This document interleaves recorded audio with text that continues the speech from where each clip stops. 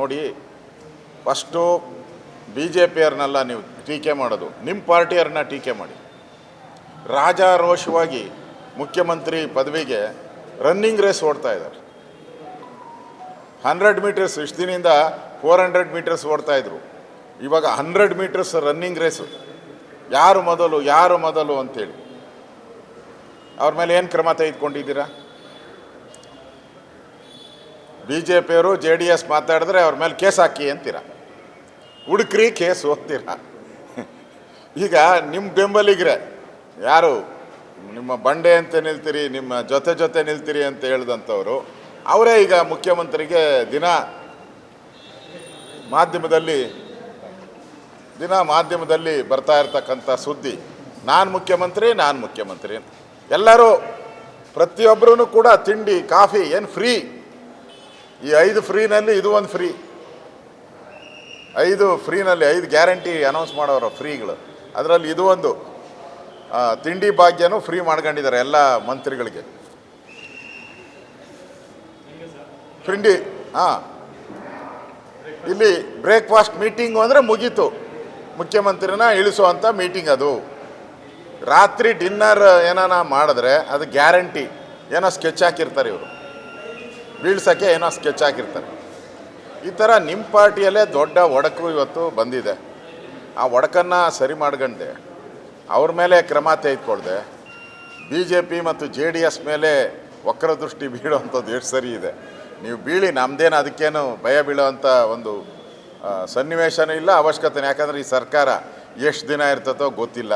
ಅವ್ರ ಪಾರ್ಟಿ ಹೇಳೋ ರೀತಿ CM ಇನ್ನೇನು ಈ ಒಂದು 10-15 ದಿನದಲ್ಲಿ CMನೂ ಬದಲಾವಣೆ ಆಗ್ಬೋದು ಅಂತ ಅವ್ರ ಪಾರ್ಟಿಯಲ್ಲೇ ದೊಡ್ಡ ರೂಮರ್ಸು. ಆಗಲೇ ಯಾವ್ಯಾವ ಗ್ಯಾಂಗು ಅನ್ನೋದು ಅವಾಗೆ ಲೆಕ್ಕ ಆಗ್ತಾಯಿದ್ದಾರೆ. MLAಗಳು ಯಾರ್ಯಾರು MLA ಎಷ್ಟೆಷ್ಟು ಜನ ಸೇರ್ತಾರೆ ನಮ್ಮ ಜೊತೆ ಅಂತೇಳಿ ಲೆಕ್ಕ ಆಗ್ತಾ ಇರೋವಂಥ ಪರಿಸ್ಥಿತಿ. ಇದು ಕರ್ನಾಟಕದ ವಾತಾವರಣ. ಜನ ಕೇಳ್ತಾ ಇದ್ದಾರೆ, ಅಲ್ಲಪ್ಪ, ನಾನು ಹಳ್ಳಿಗಳಲ್ಲೂ ಮೊನ್ನೆ ಹೋದಾಗ ಕೇಳಿದ್ರು ಜನ, 16 ತಿಂಗಳಾಯಿತು ನಾವೇನೋ ಕಾಂಗ್ರೆಸ್ ಬಂದರೆ ಏನೋ ನಮಗೆ ಅಭಿವೃದ್ಧಿ ಮಾಡ್ತಾರೆ ಅಂತ ನಾವು ತಿಳ್ಕೊಂಡಿದ್ರಿ, ಏನೂ ಅಭಿವೃದ್ಧಿ ಮಾಡಲಿಲ್ಲ, ಈ ಸರ್ಕಾರ ತೊಲಗೋಗ್ಲಿ ಅಂತ ಜನ ಅಂತಾಯಿದ್ರು. ಆ ಪರಿಸ್ಥಿತಿ ಇವತ್ತು ಕರ್ನಾಟಕದಲ್ಲಿ ನಿರ್ಮಾಣ ಆಗಿರೋದು ದುರ್ದೈವ ಅಂತ ಅನಿಸುತ್ತೆ.